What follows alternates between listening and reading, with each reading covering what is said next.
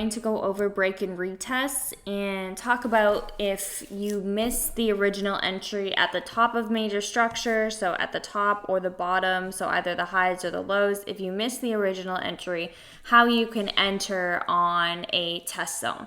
So what we're going to do is just quickly, I'm not going to rewind it or anything. I'm just going to show you clear price action, which is what is presented to us, and then just go from there. So just do a markup.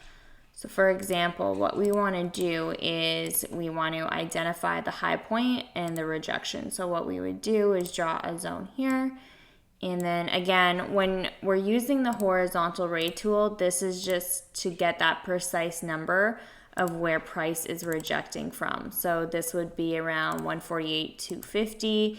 If it ends up closing like in the middle of the candlestick body, you want to make sure that it's above it. So 148.250 is a good price. And then what we want to do is just highlight this zone to see how the market responds to this area.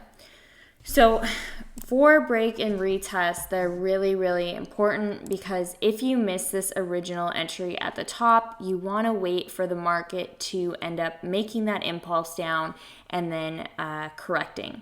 So in bank terms, I will get into that in the next couple of videos and I'll go through it with what the banks do and stuff like that. But just remember that you want to keep it really simple. Like support and resistance and stuff like that is like the basics of things, but it's very simple. Like in regards to like mitigation and order blocks and stuff like that, it's all the same thing. But I will be talking about that in other videos just so you can get a grasp of like what the banks are doing, stuff like that. But always bring it back to simplicity, or else you're going to start to confuse yourself because there's so much info to grasp, like I always say. So for example, we have this structure on the H4.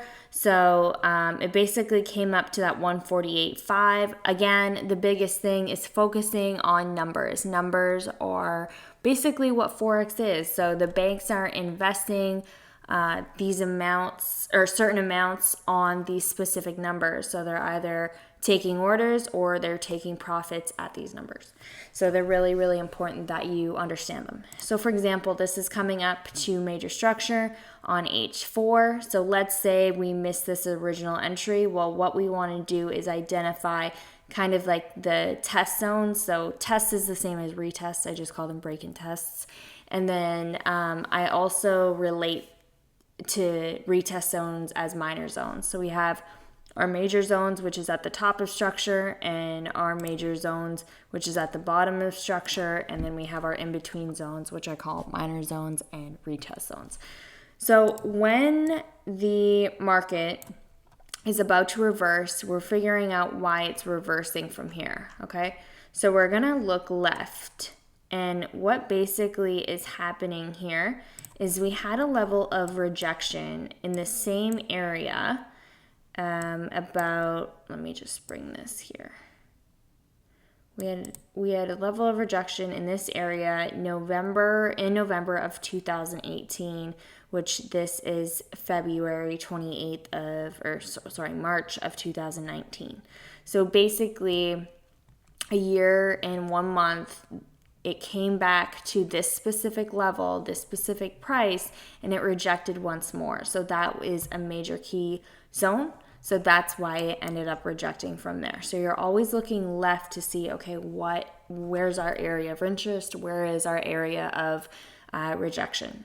So we figure out that, okay, this is our area where we're looking to see how price responds to. So it ends up coming up, rejection, testing, and dropping. Then it comes up again, tries to break out, and then ends up dropping again, testing, exhausting, and then coming back down. So with the tests, they're super, super important. So for example, like price comes down to here and we can see there's minor rejection here. What we want to do is we want to mark this level, okay? The reason for that is because it's coming down to another round level around 147.3, around there, okay? So it ends up breaking this price, testing, closing above and going up further. And then it comes down, breaks, tests, and then continues down, right?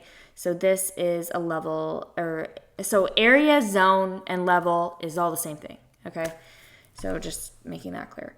So it comes up to this level, zone, area, whatever you want to call it, and it ends up retesting once more, okay? So this is a very good price point. So it comes up, tests, drops to this rejection reversal point here, then ends up respecting this price at around 143.8, 143.7, comes up, retests this structure, drops, corrects, and then continues up higher, okay? So as you can see, we have a couple reversal points. So these are minor, but this is a good zone because of, you can see how many times it's reacting to it. So it just means it's very accurate, which is what we want, okay? So if you want, you can change the color. So if you want to have your retest zones or your minor zones in a different color, let's just do green, I guess. So if you want them in a different color, by all means, sure, like do whatever. Or what you can do is you can write a little note saying this is an H4 zone or whatever you want to do. It's totally up to you, whatever makes you organized. So then another thing that we want to do is identify, okay, what are some other levels that we need to look at, okay? So right here, we had this price break, so it's up to around price. So what I want to do is take the horizontal ray, go to the line chart to get that accurate pricing, and then round it, so 145 even, perfect, we're at a full number, okay? So this is a really big and really important area of interest. So what we want to do is just go like this for now. So it ended up breaking and there was no retest. So there was a full body closure above that price, but no retest, okay? So what ended up happening is price came down, still no retest of this zone, and it came to this major reversal. So then it comes up, retests that, and then it comes back down near this price and ends up closing below, exhausts, and then continues back up to that major high. So this is also a level of interest or a zone of interest. Because notice how, so I'll point it out one more time. So here,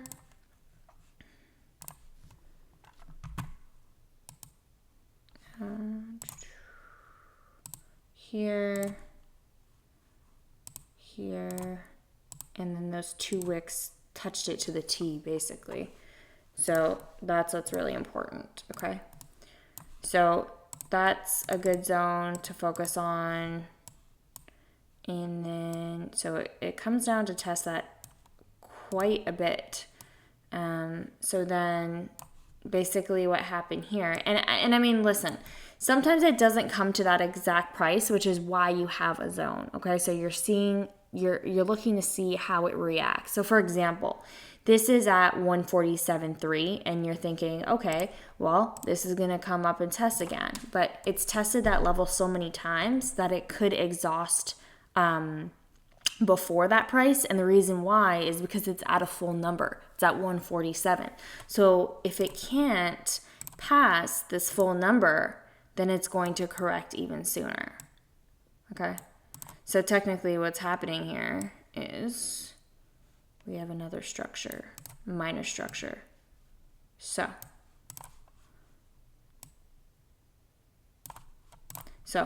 price tested the 147, corrected, made a pin bar, continued up. Tested, broke, completely broke to that high, came down, broke, tested, continued up, then completely broke. There was no retest of this price. There was no retest of that 147. So eventually came up and tested that 147. So it's like a cycle, basically. So you're wanting to get these types of entries at these specific zones, not in the middle of price action, not where it doesn't make sense. You're getting it at the major reversals area zones, or you're getting it at the retest zones, which are the minor structure, okay? So that's the biggest thing. The other thing is that you want to follow the trend. So don't forget to look on the higher time frames to see what's going on. So for example, like this is the 4-hour time frame. We can kind of see it ping-ponging. So it's going up, down, up, down, up, down. So looking on the higher time frames, we can see the bigger picture of like what actually is happening. So it came to test this zone, so it's bullish overall. So then we go to the daily time frame, we're still bullish. We're going to the weekly time frame, we're bullish. Okay, so that's our long-term thing. So remember, when we're in a massive impulse, the market needs to correct. By all means, if it's a certain, like, okay, so what I would do personally, if I entered here, because I could see that it rejected previously off this, it's been in a huge impulse, this is a major reversal point, and so I would be like, okay, I'm looking for a potential entry, okay? So if I entered here, so around 148.2, 250, if I entered here and put my stop loss right above structure, and in other videos I will go down to the lower time frames and explain to you like how to get that precise entry so that you can have a tighter stop. So for example, like let's say we entered at this structure, we would want to see what our potential RR would be before even entering the trade. So for example, I would watch to see how the price reacts. And again, in other videos, I'll show you the lower time frames, but this video is based on break and tests. So for example, like let's say I would take it here and I would say, okay, well, what's my potential profit? And so so this would be a potential zone that I would look to take profit, which is 146 pips. This is another one, which is 325. And then this is another one for 445. So this reversal is completely worth it to counter trend. Okay. So let's say you miss the whole buy and you can see a major reversal to the left of structure, then of course you can take that down if it's worth it. If it's like 20 to 50 pips in between a zone, like in between zone to zone was 20 to 50 pips, that's not worth it because you're in an uptrend, right? So you don't want to go against the trend unless the RR is worth it, which is risk to reward. Okay, so that's the biggest thing that you need to understand. So for example, so let's say you did take this trade, or let's say you miss it at the very top. The thing is like when I'm trading for the week, I will identify these potential reversals so that when price eventually gets to them, I can set an alert on TradingView and I'll say, okay, notify me when price gets to 148.2 or whatever, and then I'll watch to see how it reacts against that number. And then if I can see it exhaust and close below that specific price, then I can look for an entry and I can outline my setup basically. So let's say you missed that original entry and you want to get in, okay? Many people miss that original entry. It's happened to me, especially when I first started trading. It's happened to me many times. I've missed opportunities and I've missed really, really good ones. But you have to be really, really patient with the strategy. You have to wait for it to get to a specific zone, like I preach all the time, because if you don't, you're going to get stuck in stuff you shouldn't be, like this, for example. So what we want to do is wait for that retest zone, okay? So I'm going to highlight this in pink quick, just so you can kind of see. Actually, I'll do yellow.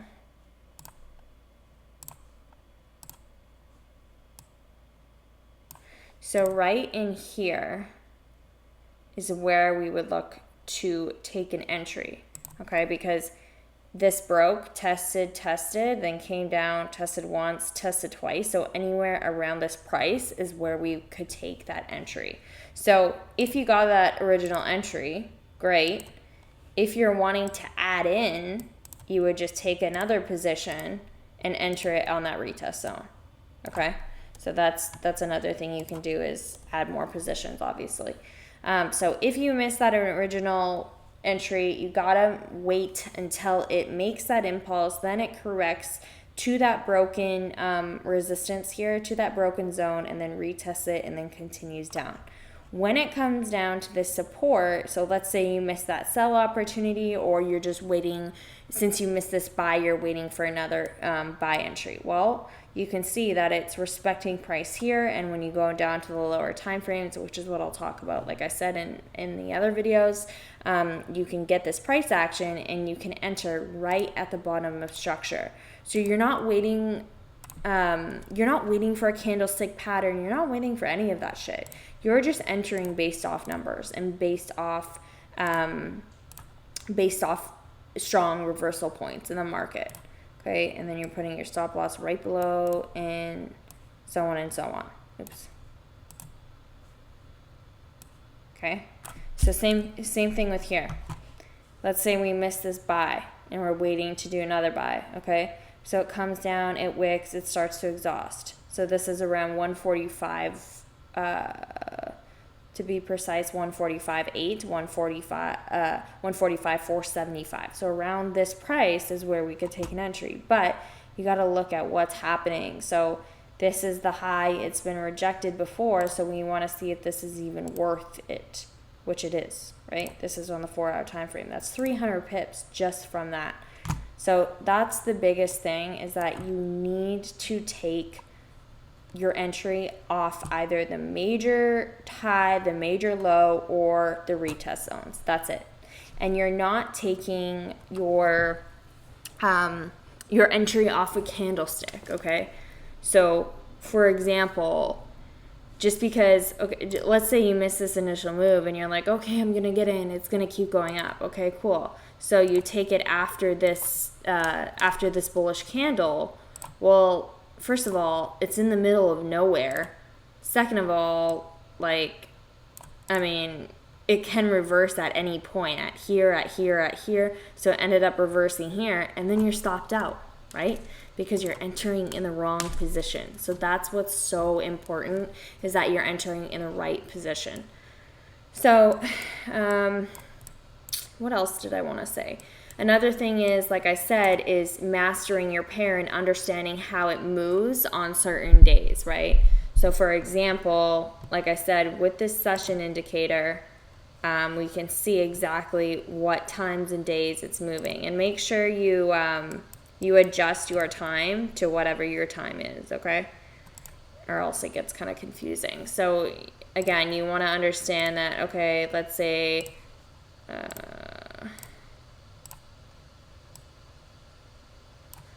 this is Monday, this is Tuesday, this is Wednesday, this is Thursday. It all moves differently at different times and days. So you need to understand that, and at different sessions. So that's something you really need to add in. So same thing with here. Let's say we marked up structure here, and then it ended up, so this was the retest zone. Okay, so then just looking left, we have structure here. And then looking here, we have structure. And then this wick came down. So usually when price rejects that hard, it usually will come down and fill. So it's a matter of time. So for example, this was the 7th, and then this was the 14th. So 7 days later, it ended up coming back down to that price, filling this wick, and then continuing back up.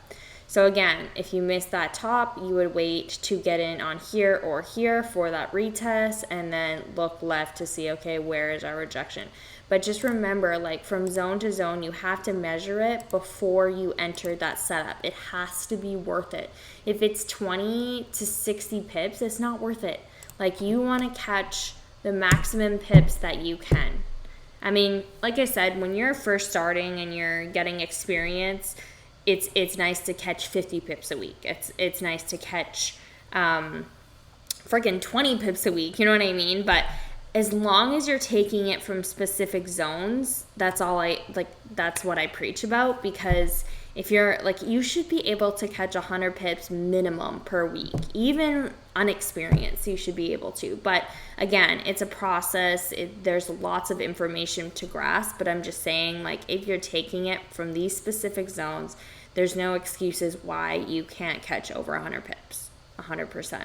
So, but again, this is patience and practice and back testing, and then eventually you'll get it. But by all means, you can get out of the market whenever you want. But I mean, you're taking a risk, and you might as well let it run rather than having to get in multiple times, because then you're going to increase your risk, right? So.